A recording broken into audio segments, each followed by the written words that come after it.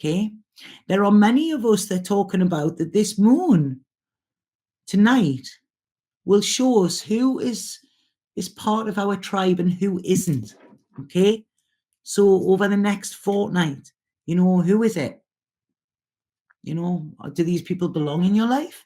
Do you still connect with them? Is it based on nostalgia? What is it? Think about that. Think about guilt as well. Think about people that are around you where the element of guilt is there. Now, I believe that guilt is the furthest we can get away from God. It is an emotion that we cannot learn anything from. It eats us up inside. In Tibet, they don't even have a word for guilt. They tend to use regret. So look at relationships where either somebody is making you feel guilty, where you do feel guilty, because if you do feel guilty, there will be some element of emotional manipulation there. Okay, if you're feeling guilty for doing something, there's some element where you're not free to be you, So we've all done things that, we wish we could turn the clock back.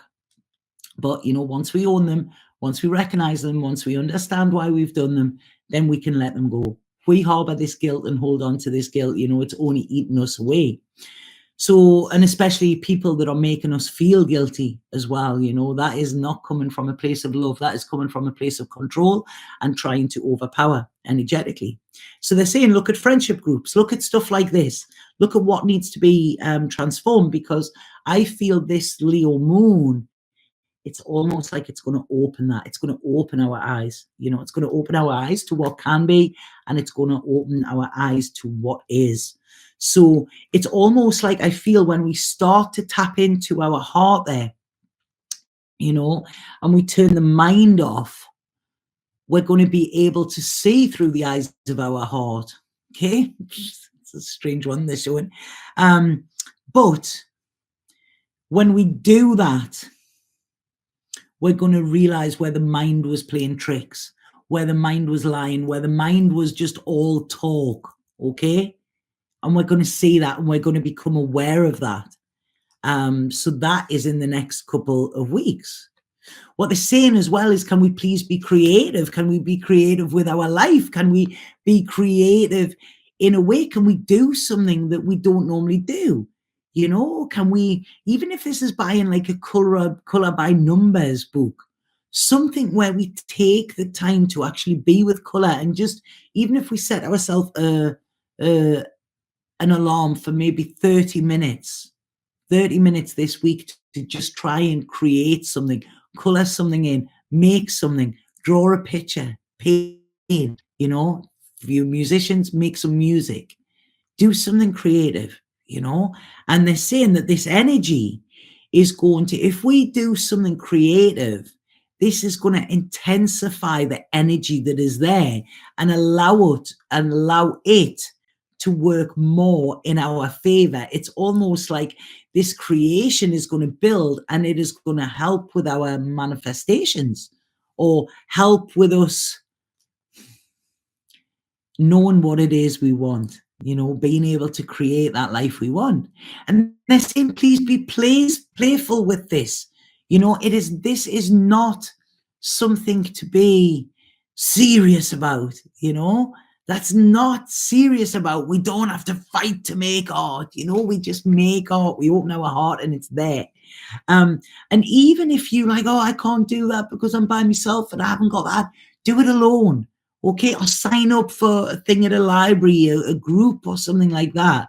If you're feeling alone, paint it. What does alone feel like to you? Is it alone or is it lonely? There's a big difference with that. So many people in society have told us that being alone equals lonely. No, it doesn't.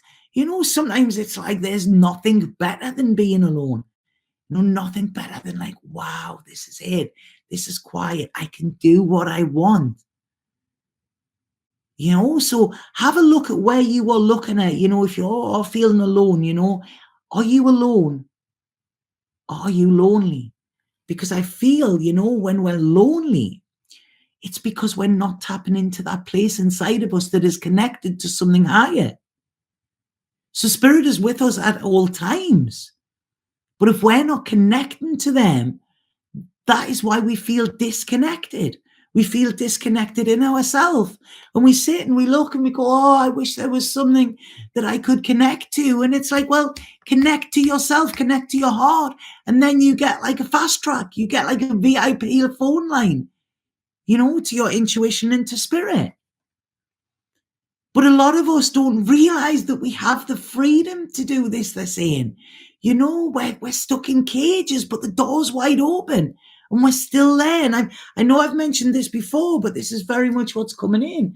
Have you ever seen it where, I think it's places like India and Thailand, and, they get an elephant, a baby elephant, and they put a short chain on its ankle.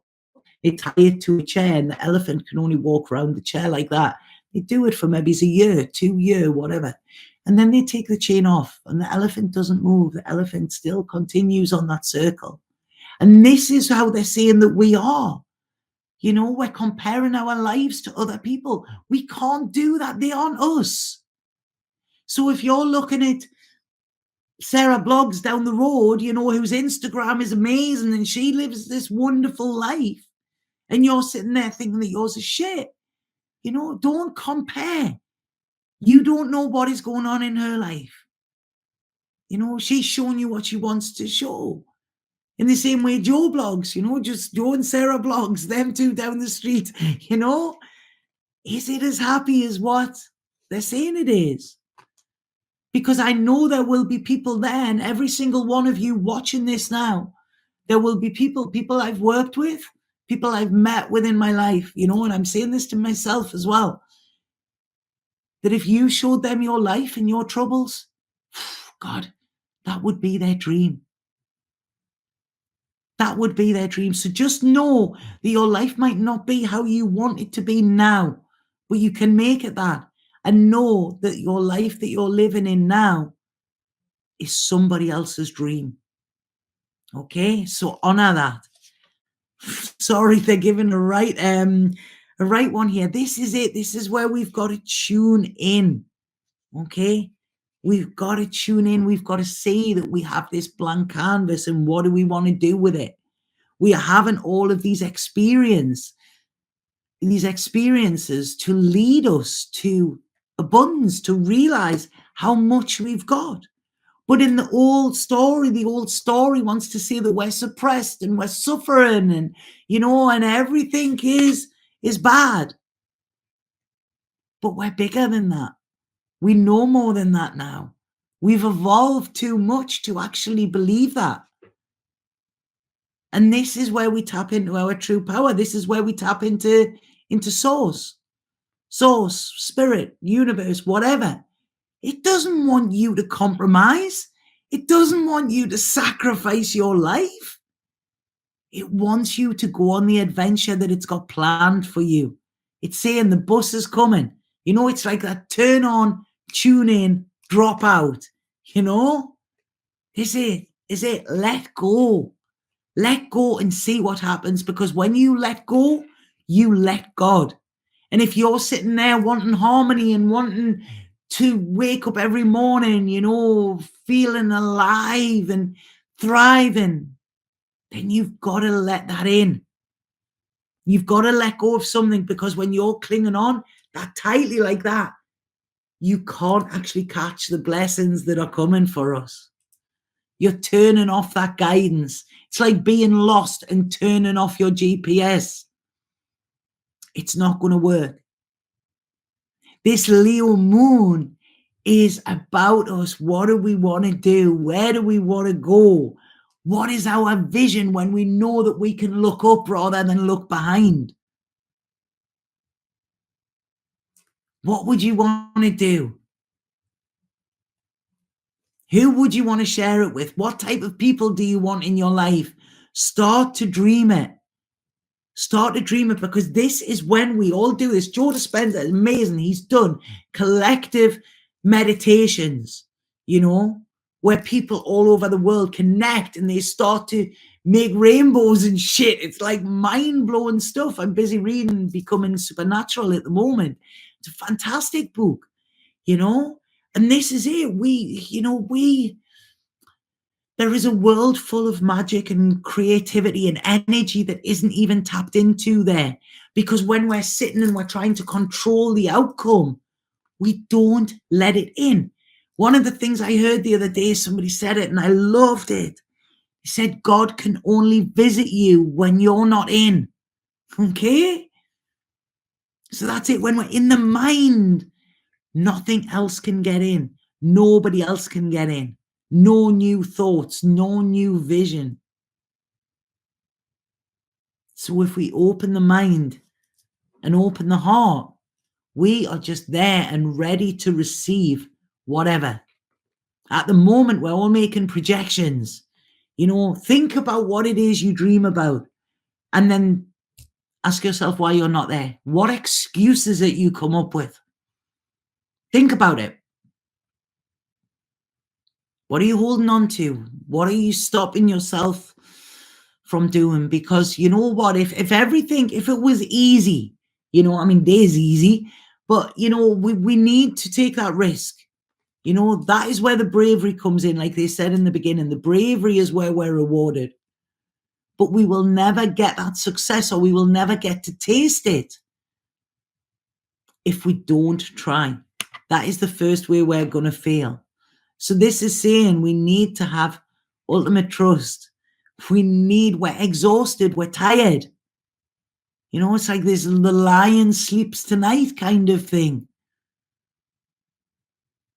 So what we need to do is turn off all of these noises, these other people's opinions, these, what the TV's telling us to do, what the government's telling us to do, all of this shit. Everybody's got an opinion.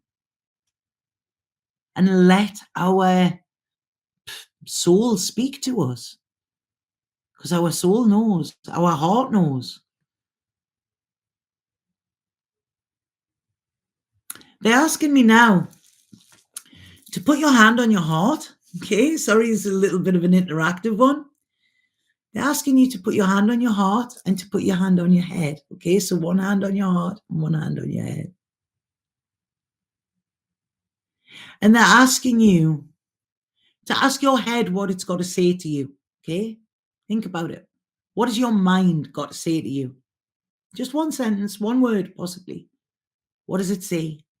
Notice how it feels. Notice what it's like in there. Try and get the energy of that word. And now take your hand down and drop into your heart. How is your heart? How is it feeling? Ask it what it's got to say to you. Like I say, it could be a word, it could be a sentence, but it will have something to say. And notice how it feels. Now, I don't know what was said there with any of you, but let me know in the comments if something happened. What did it feel like? What was the difference between the two?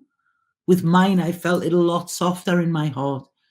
I felt myself like, it's like, right, okay, I can allow something else to make the decisions.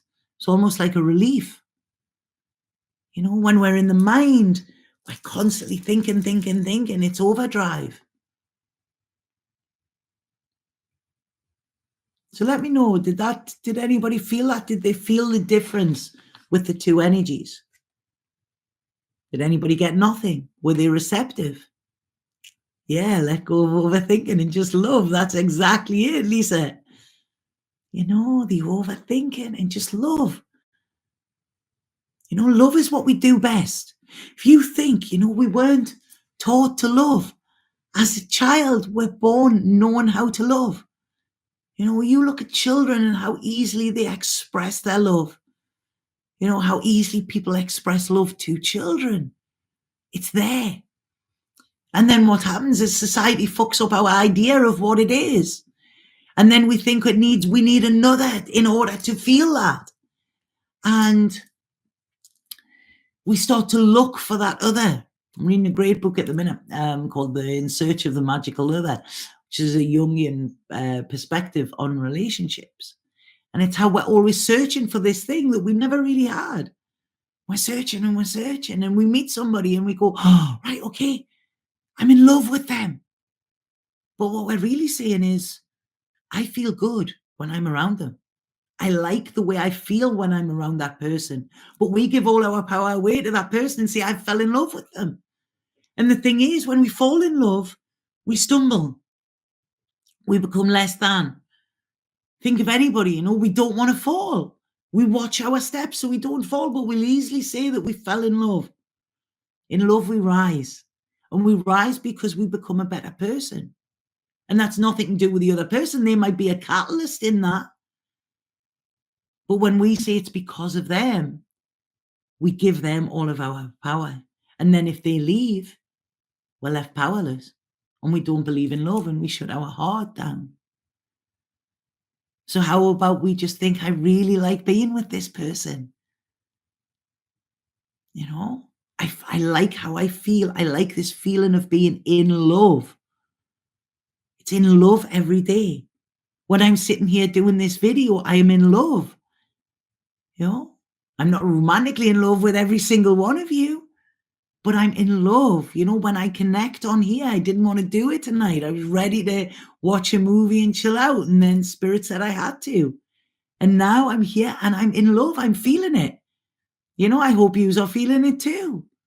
And that's as simple as it is. We can be in love at any time. And even if we're going through a hard time, okay, we can love ourselves.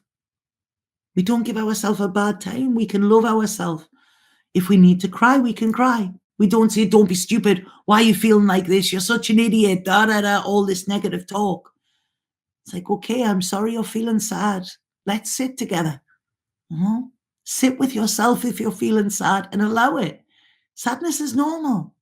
Sadness is an emotion, and we're here to experience all of these emotions.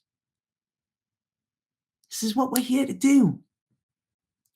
But we can only experience them when we open our heart. In pain because we're not in love. Think in this moment, what can you do? Just in this moment, think of something. Think of a time when you truly fell in love. It doesn't have to be with a romantic partner. It can be with anything. Think of that time. Think of that moment when you were just beaming. You were so full of love. Okay? There might be some tears released here because it might be something that you haven't felt for a long time. But even if you have to shut your eyes, go back to it. Go back to that place when you felt it. Try and hear